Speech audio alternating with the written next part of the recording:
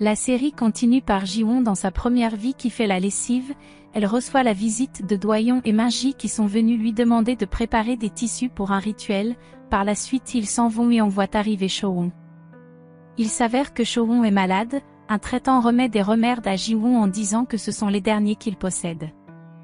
Un moment le traitant revient dire à Ji-won que les remèdes réservés à la famille royale peuvent sauver Cho-won, alors cela la ravit, mais il lui annonce qu'il y a un problème qui s'oppose.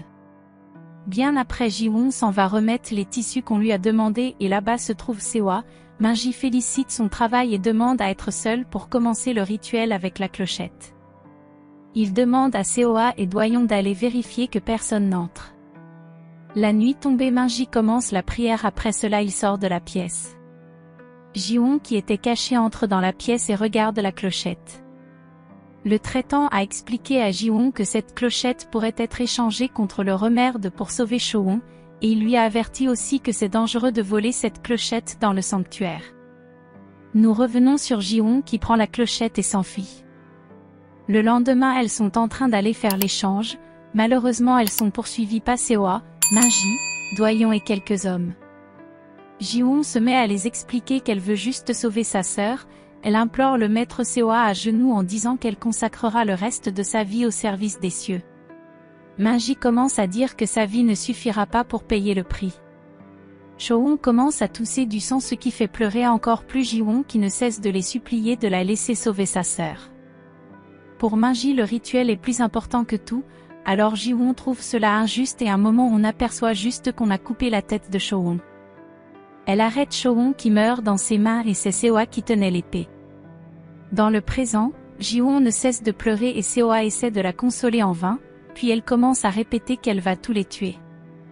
Elle regarde Seoa dans le présent et voit le même visage, alors elle commence à appuyer son cou. Un moment elle reprend enfin conscience et le lâche. Elle lui explique qu'elle a vu sa première vie et que sa sœur est morte, puis qu'il a tué sa sœur. Il ne cesse de dire que c'est lui Seoa alors elle commence à regretter d'avoir essayé de l'étrangler. Minji qui attendait à l'extérieur s'en va. Ji-won demande à Seoa de s'en aller qu'elle veut être seule, alors il promet de l'attendre le temps qu'il faut. Il sort et s'en va rejoindre Minji qui lui dit que tous les deux étaient dans la première vie de Ji-won. Seoa affirme qu'il fera son possible pour que Ji-won se sente mieux, mais Minji lui répond qu'il ne peut rien faire car il ne peut pas comprendre le fait d'avoir des souvenirs douloureux, donc on ne peut parler à personne. Minji lui dit que pour aider Ji-won il doit la convaincre de redevenir normale, qu'il est le seul à faire cela. À la maison Ji-won regarde le mot de réconfort de Seoa et pense aussi à ce qu'elle lui avait dit, et on montre les extraits de ce jour. Elle pense à ce qu'elle a fait à Seoa et à ce que Minji lui a dit, sur le fait que ce sont les autres qui vont le plus souffrir de cette entente. Elle pense aussi à Ajion qui lui avait dit qu'elle est heureuse de l'avoir élevé. Le frère de Doyon arrive discuter avec Cho-won, ils sont dans un café où il dit à Cho-won qu'il a attendu leur conversation la dernière fois et que Doyon a pleuré après son départ. Ce qui surprend Cho-won qui ignorait que Doyon l'aimait au point de pleurer pour elle, elle affirme que cela sera difficile à présent de s'approcher de lui sachant que ses sentiments sont aussi réels et qu'il ne le dit pas. Elle pensait souffrir que lui pour cet amour alors que non. À présent elle demande comment elle va faire. De retour à la maison, Seoa lit une fois de plus le livre que Ji-won lui a offert et il commence à penser à tout ce qu'elle lui a raconté sur ses vies antérieures, et aussi que c'est grâce à la confiance d'Ajion qu'elle a pu s'approcher de lui.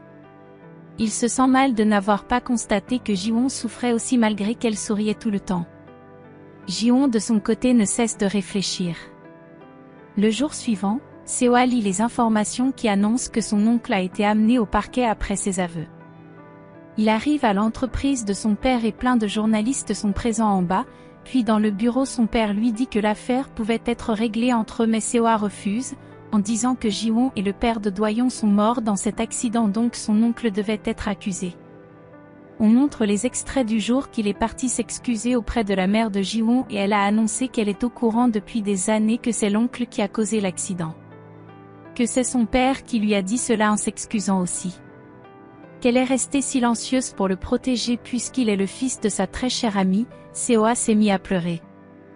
Nous revenons sur Seoa où son père lui dit que c'était mieux de continuer à cacher cette vérité pour le protéger, il refuse et s'en va. Son père commence à penser au jour où Madame Zhang lui a dit qu'elle est au courant de ce que l'oncle a fait, et aussi comment il réprimandait l'oncle d'avoir raconté, puis il lui a dit de faire tout pour que Seoa m'apprenne jamais, par la suite du jour qu'il est allé s'excuser à la mère de Jiwon. Minji arrive rendre visite à Ajion et il tient la cloche en main, par la suite il rencontre Jiwon dans les couloirs qui demande ce qu'il est venu faire. Elle lui demande pourquoi il ne lui a pas dit depuis qu'il a fait partie de sa première vie, il répond qu'il voulait qu'elle se souvienne seule, que la clochette n'est qu'un guide qu'elle doit se souvenir de tout. Jiwon commence à penser et elle dit qu'il était dans le sanctuaire avec Seoa. Minji affirme qu'elle n'a pas tout vu et que si elle veut sauver Ajion elle doit se souvenir de tout. Que sa première vie lui montrera qu'il a condamné à vivre avec ses souvenirs, qu'elle doit impérativement trouver cette personne. Jiwon veut se rassurer si cela sauvera vraiment Ajion, il lui répond qu'en principe il est difficile de retrouver les gens du passé avec le même visage mais qu'elle a eu cette chance par rapport à lui, ce qui le condamne à mettre fin à cette vie. Il lui remet la clochette en disant qu'après avoir tout vu, il faut qu'elle revienne le voir. Plus tard elle est avec Ajion et ne sait quoi faire. Le lendemain matin elle fait semblant devant Ajion d'être contente, puis elle promet de la soigner alors elle commence à papoter toute heureuse. À l'extérieur elle aperçoit Showon et recommence à penser au passé, alors elle lui fait un gros câlin en disant qu'elle lui a manqué. Elles entrent dans l'hôpital et commencent à parler de l'opération d'Ajion, un moment Jiwon fait allusion au fait qu'elles doivent se connaître dans le passé. Elles discutent à propos des relations qui perdurent même après des années, et Showon commence à parler aussi des relations qui sont destinées à échouer, puis elle ajoute qu'il est temps pour elle de lâcher prise sur l'amour.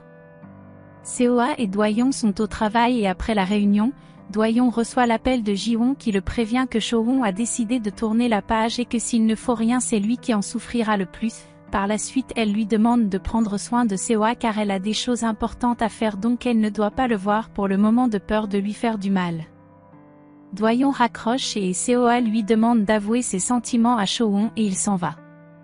Doyon va chercher Showon à son bureau et on lui dit qu'elle travaille à l'extérieur aujourd'hui. Il s'assoit à son poste et ne cesse de penser aux paroles que Jiwon l'avait dit un jour lorsque Showon était sous.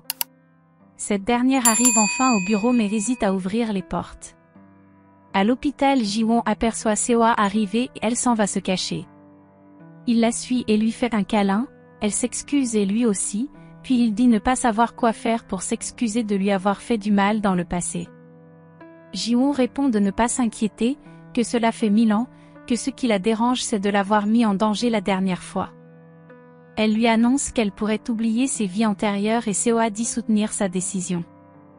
Dans son bureau, Minji pense à sa discussion avec Anna où il lui disait que pour cesser de se rappeler de ses vies antérieures il y a des conséquences. Seoa et Jiwon sont à la maison à présent et Seoa veut qu'elle se souvienne de sa première vie devant lui, au point de dire qu'il n'a pas peur de ce qui peut se passer.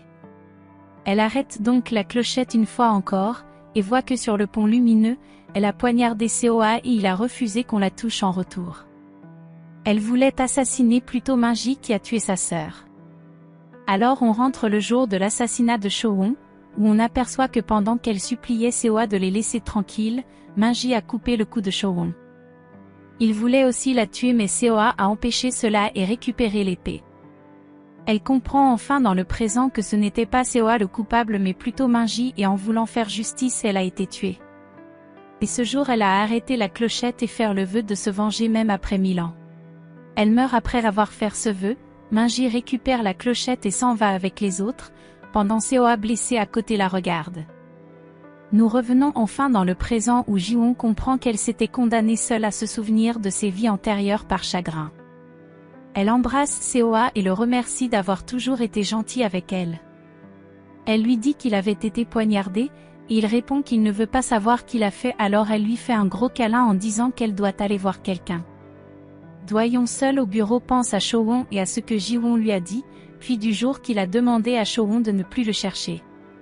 Pendant ce temps Showon dans son coin écrit plusieurs messages à Doyon et efface encore.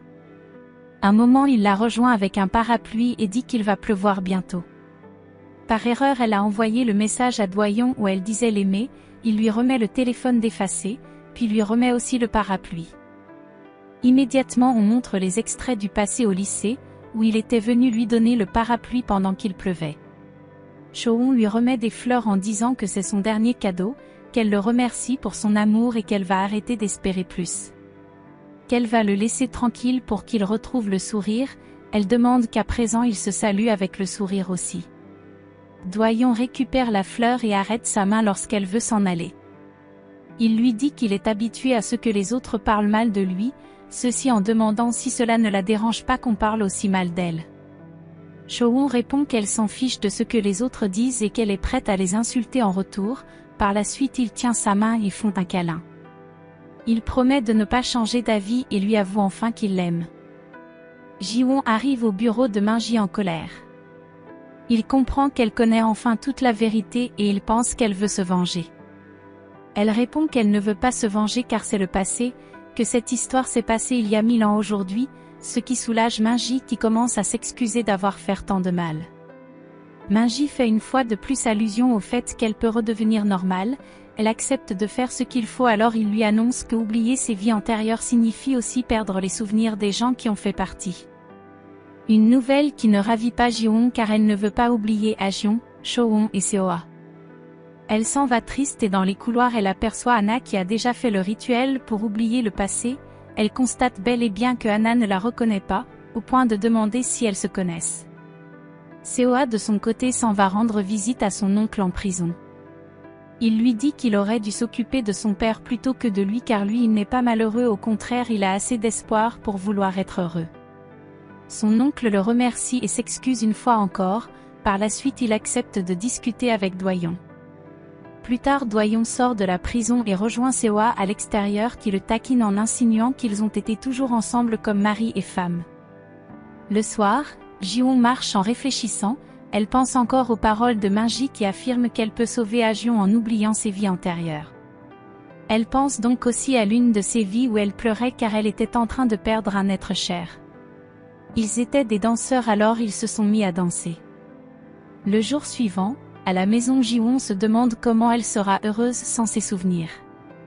Immédiatement elle va au bureau faire des derniers réglages sur ses dossiers. Un autre jour elle est à l'hôpital avec Seo-ah auprès d'Ha-jeon. Cho-won et Do-yeon les rejoignent et ils sont heureux d'être ensemble. Un moment l'infirmière vient appeler Ji-won qui les regarde et sourit avant de s'en aller. Plus tard Ha-jeon est amenée pour son opération, elle a constaté que Ji-won est inquiète, alors elle lui demande de faire ce qu'elle veut et de ne penser qu'à elle. Après ils sont tristes de voir Ha-jeon partir. Bien après Seo-ah arrive dans le bureau de Min-ji pour lui demander ce qui dérange Ji-won. Ji-won de son côté assise pour penser, elle pense à ses moments avec Cho-won, puis de ses moments avec Ha-jeon et se demande comment elle vivra sans eux. Par la suite elle pense à Seo-ah et regrette de ne l'avoir pas exprimé ses sentiments si souvent, alors elle commence à pleurer. Elle est dans le bureau de Min-ji après où elle dit être prête à tout oublier, par la suite elle sort avec la clochette et dans les couloirs elle pense encore à ses 3 amours et elle dit ne pas vouloir les oublier. Elle prie de se souvenir d'eux. Seo-ah arrive à ce moment et l'amène en courant, puis on montre les fois où ils ont couru ainsi les mains arrêtées. Ils arrivent dans le gymnase et commencent à jouer, puis lorsqu'ils sont épuisés, ils s'asseyent et Seo-ah lui dit qu'il est au courant de tout. Qu'il est au courant qu'elle va tous les oublier, mais il promet de ne jamais l'abandonner. Il affirme que ça sera son tour de venir près d'elle la reconquérir, en ajoutant qu'il entraînera Cho-won et Ha-jeon avec lui. Des mots qui donnent le sourire à Ji-won. Par la suite il lui met une bague au doigt en promettant de se souvenir de tout, alors Ji-won lui fait un énorme câlin. Après cela elle part rejoindre Cho-won qui l'offre en cadeau en disant qu'avec cela elles ne se sépareront plus jamais. Ce sont des bijoux identiques pour tous les deux et après cela elles sont avec leur mère pour dîner. Plus tard Ji-won est dans son ancienne chambre à visiter. Sa mère vient la rejoindre et elle lui demande pourquoi elle n'a jamais rangé la pièce. Sa mère répond que Ji-won avait toujours dit qu'elle reviendra et elle a toujours cru à cela, raison pour laquelle elle n'a rien touché de peur que Ji-won se mette en colère. Elles se font un câlin et sa mère a des pressentiments. À l'hôpital l'opération d'avion est terminée. Le jour suivant Ji-won est sur le pont avec la clochette, elle commence le rituel et se voit dans un jardin avec elle dans sa première vie. On montre les extraits de ses vies antérieures, les moments passés avec chaque personne qu'elle aime. Pendant ce temps elle leur dit au revoir. Quelque temps après, elle est en train de tester une voiture. Seo-ah appelle Do-yeon pour lui dire qu'ils doivent commencer car tout est prêt, et Doyon répond que Ji-won va retourner à l'hôtel. Il raccroche et voit Cho-won arriver, il lui fait des compliments sur sa beauté et l'embrasse. Ji-won est dans une boutique pour faire des achats et Cho-won s'approche d'elle pour faire la conversation. Elle sympathise au point de s'échanger des cartes puisque Ji-won ne se souvient plus d'elle, et elle est surprise qu'une inconnue la connaît autant. Un moment Cho-won lui propose d'aller manger dans le restaurant d'Ajion, par la suite Cho-won s'en va avec Doyon. Bien après Ji-won s'en va dans le restaurant d'Ajion, elle mange et apprécie tellement le repas. Un moment elle demande une serviette et c'est Seo-ah qui la lui donne en faisant comme s'ils se connaissaient depuis. Par contre Ji-won est charmé par sa beauté, il lui dit au revoir et s'en va. Ajion vient rejoindre Ji-won pour lui donner un autre repas, qu'elle goûte et est surprise que cela a le même goût que son repas à elle. Ajion lui demande de venir chaque week-end manger et Ji-won accepte avec joie ce qui rend heureuse Ajion. À l'hôtel, Seo-ah va rejoindre Ji-won qui est concentré à regarder dans la piscine. Il se présente et avoue que c'est lui qui a changé son poste car il aimerait être près d'elle. Ji-won est surprise et elle lui demande s'ils se connaissent avant le restaurant, il lui répond qu'elle ressemble à quelqu'un dont on lui a montré des photos, alors elle le comprend. Elle ajoute qu'elle ne peut pas changer de poste parce qu'elle ne connaît rien en marketing puisqu'elle est ingénieure. Il lui répond une fois encore que si elle hésite, elle peut juste accepter de sortir avec lui, ce qui surprend Ji-won qui veut savoir pourquoi il demande cela à une inconnue. Seo-ah demande si elle accepterait dans le cas où ils se connaissaient dans le passé, par la suite il fait allusion à leurs bagues qui sont assorties en disant qu'il a à présent une copine parce qu'elle est là. Pour finir il propose qu'il l'invitera à sortir 3 fois et que si la 3e fois elle refuse alors il renoncera à elle. Il fait immédiatement sa première invitation et Ji-won reste perplexe à le regarder. Ainsi s'achève cette série. J'espère qu'elle vous a plu comme moi. N'hésitez pas à rester abonné pour plus de vidéos. Alors merci de nous soutenir en partageant la vidéo. Et encore merci d'avoir regardé.